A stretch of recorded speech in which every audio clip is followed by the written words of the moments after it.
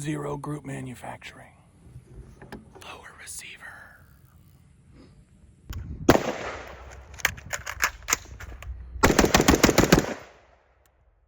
Alrighty, buddy, welcome back to the bench. This week I wanted to go over my Dissipator / 605 build. We'll get into that here in a second. And then one of the lowers that a company had sent out to me, and I'm also going to talk about their builder's kit. I think you're going to like this lower receiver / builder's kit. They did send this out to me, so I can't thank them enough for that. Go head on over to Brownells, use code BOP10. They're a big supporter of the channel. I can't thank them enough, so please head on over there, use code BOP10. That also apparently now includes free shipping on ammo. So if you use BOP10, you can't save any money off, but you get free shipping. So just so you're aware, if you guys wanted to go check that out. Let's kind of get over the Dissipator 605 real quick, just so you guys are aware.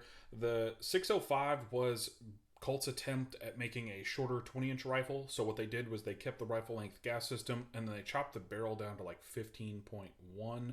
So that was what the 605 was. Brownells has these things called Dissipator barrels. It's a little bit different, but I'll kind of explain to you the difference. So it still keeps that rifle length gas system. It pushes the barrel all the way out to 16 inches, which does increase your dwell time just a smidge. Now this will run unsuppressed, but it does run better suppressed. I'm running it with an H2 and a Super 42 spring. So this has good enough dwell time to run unsuppressed. No problem, as you guys can see in the footage in the background. So I really like it. It is a pencil profile barrel, so it is not very big. So a lot of people get uppity about pencil profile barrels. I love them. It keeps it very lightweight, very, very minimal. I can't even sit here and say that it's a bad thing. But along with the Riz 3 that we have here, so it's pretty nice. Now, I have been running this with a lot of chemo muzzle devices since I was running a Dead Air Sandman, but my suppressor, I just recently resubmitted it with my U-pin, and apparently it's going to be, if that happens, it'll be out soon, so I'll be able to run my suppressor. Now, I put a reared-end flash hider on here. Now, this is just a flash hider. Now, I've heard a lot of people say that these don't actually do that much for flash. You're probably correct. This will probably live most of its life suppressed once I get it. Once I get the can out, this is definitely going to live on here suppressed. Like, no problems, no questions asked. I don't mind it. This is one of the few guns that I actually really enjoy shooting suppressed, even as a left-handed person. I feel like Brownells tasked whoever they had to build these. I think it was Faxon, but I feel like they tasked them with a gas port size that wasn't so blown out that it had to, be run full bore all the time. But it does work really well unsuppressed and suppressed. Now, when you're running it suppressed, I highly recommend you probably bump up a little bit in the buffer, or reach out to BRT, I guess, and see if you can get an easy tune gas tube. That might be worth it if you're going to run 100% suppressed and you want the gun to be as light as humanly possible. That means taking out heavy buffers and doing everything like that. I highly recommend looking in that direction. My buddy went with that for his LMT, and it's very nice. So just a reared-end flash hider, nothing crazy special there. Again, this barrel, I believe, is a 1-in-7 twist. Let me look. Be up on screen. I can't tell. I believe it's a 1-in-7. It might actually be a 1-in-8. If I remember right, I think it was a 1-in-8. Now, I went with a Malkoff Devices E2XTL. This is their 18650 flashlight, so it's a dual fuel. So actually, it's a triple fuel if you really want to go through it. It'll take two CR123s. You can run a 16650 in here, or you can run an 18650. So you can run all three of those, no problems. And then also, if you really want to, you can shrink this down to the 350 body, and you can run the 350 in here. No issues. And I think it puts out light. Same performance for everything except the dual 123s. Those, I think it diminishes it just a smidge. Arasaka 45-degree offset mount. Lunar Concepts makes this awesome M81 wrap here. I really like that, especially with this Unity vertical foregrip. A lot of people seem to freak out when I broke this, and they're like, oh, it's garbage. I'd rather this break than the rail, or mess up the rail. The rail's $400. This is $20. I'd rather this break than this, or it break it. Slate Bike Industries has a vertical foregrip. It is extremely rigid. And the problem with it is it will bend your rail before it breaks. I'd rather have this break than bend my rail. I want my rail to stay my rail. Now, again, this is a Daniel Defense Riz 3. Not a bad rail at all. Very rigid. Some people don't like them. I've heard some negatives from some people. They're like, oh, I don't like that it doesn't have like anti-rotation or other things like that. Look, it's held up for me. No, I didn't even do anything crazy. The only thing I will say, it was kind of a pain in the butt to install. This is just a standard, I believe this is either a K-Arms or a Brownells upper receiver. I can't remember which one it is. Either way, they're super cheap, especially over at Brownells. If you run over there, you can use code BOP10, and I believe you can get these for like $70 if they're still in stock. I don't know if they are. Aimpoint Duty RDS on a Scalarworks 193 mount. I think that this is probably a really good combo. I think the only combo I like more than this is the patrol rifle optic with the Scalarworks mount. I just think it looks really clean. I like the look of that optic. I think it looks fantastic. I think I've had this in that configuration before, but I like the lightweightness of the Duty RDS over the patrol rifle optic. That's a bit of a chunkier optic, and that is what that is. Bolt carrier group is a Roscoe Manufacturing phosphate bolt carrier group. Now, one of the things I did to this when I first got it was I swapped out the pin for a dimpled one from Forward Control Designs. I think they're like $11. Not super insanely expensive. They're really nice. What I also did was I swapped out the rings. I added an extra power spring in here, and I swapped out this. I'm sorry. This is the JP. And the bolt that originally had in it, I swapped everything out. But this is a JP enhanced bolt, so I just left this in here. I like the JP enhanced bolts. Thank you to my buddy Chris, also my cameraman. He let me buy this off of him, and I think it's really good. This is disgusting. Raidworks charging handle. If you want a gas busting charging handle, it's going to cost you about $110, maybe $120 shipped. I don't know if they charge shipping or not. I did win this in a giveaway. I didn't pay for it at all. But yeah, Raidworks charging handle. This has probably been the best charging handle I've ever had for defeating gas. It has a little rubber seal right up here. It keeps all the gas out of my face. They say that this thing like will jet out gas. I don't know, but I've yet to get any gas into my mouth as a left-handed shooter. That's been fantastic. I highly recommend it. I'm going to move on to the low receiver. I'm going to talk to you guys about a couple of other things before we deep dive into the accuracy and all the other stuff. So, one second. Also, just in case anybody is wondering, that is a Magpul dust cover. Super easy to install. They're about $10. They're really nice. All right, so this company is out of Norfolk, Connecticut. It's called Zero Group Manufacturing. They did send me their builder's kit.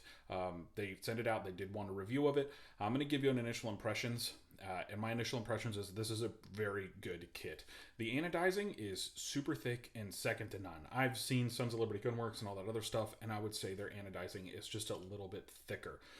It's very nice. I like this lower receiver. It does kind of snap in with the upper when you first get it. But when I first got it, it was very snappy and they were held in and no pins or anything. But let me grab the upper and I'll show you. Once you kind of use it, it kind of goes away a little bit, but you never have any slop. So let me show you that real quick. All right, so this is what they send you in a package. You got some stickers, Zero Group Manufacturing. They give you a barrel nut wrench. This is their 13.5-inch handguard. It's a wedge lock design. I don't have any barrels to run this with, so my bad. I need to pick one up. But this is their upper receiver. Their upper receiver is actually very clean. Their Zero Group right there. It looks pretty nice. I still haven't built this out. I need to find a barrel to go with this. I really want to get like a 6 arc barrel. I think that would probably be a good barrel to run on here and just have like a cool 14.5 6 arc build. If anybody's interested in that, hit that link down below or hit the comment section down below and let me know. I think that would actually be a sweet build for this. We could accurize the upper, we could run this rail, we could do all sorts of stuff, especially with that. But let me show you this real quick with the upper now, after I've had about a few months to play with. No slop, upper and lower. Now the only issue is that the back has kind of worn out just a little bit here, and the front is, well, it's still kind of grippy. When I first got this, it literally took me and the guy at the gun shop. He had to pull on one side and I had to pull on the other to pop it out. But now it doesn't seem like it's as snappy. I have to tell you guys, in all reality, they did send this out to me, but I'm going to tell you, I've put this lower on every upper that I have and shot it quite a bit. I like this lower receiver.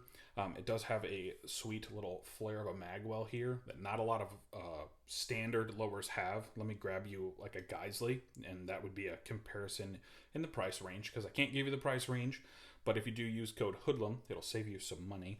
So do that. This is a standard Geisley. Now this is their Count Blemula one. It's in 40mm green, but if you look right in here, there's the Count Blem right there. Now, if you look right here, their magwell has no bevel. With the Zero Group one, it does have a lot more of a bevel. It does make it a little bit easier to insert mags.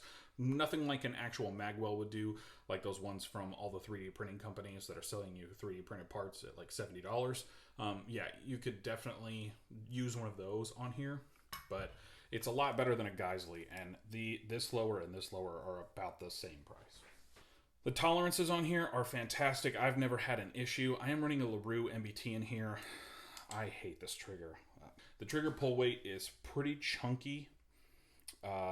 It's got a nice first stage right here, but then the second stage, it takes a lot to kind of get it to break. And I don't love that. For precision shooting, I much prefer the SSAE. Griffin has a trigger out right now. I might actually try one of those, but I hear they're not good. But I would try the Brownells version of the G2SE trigger. I would get that over the LaRue. It's a good trigger. It's better than a mil-spec trigger.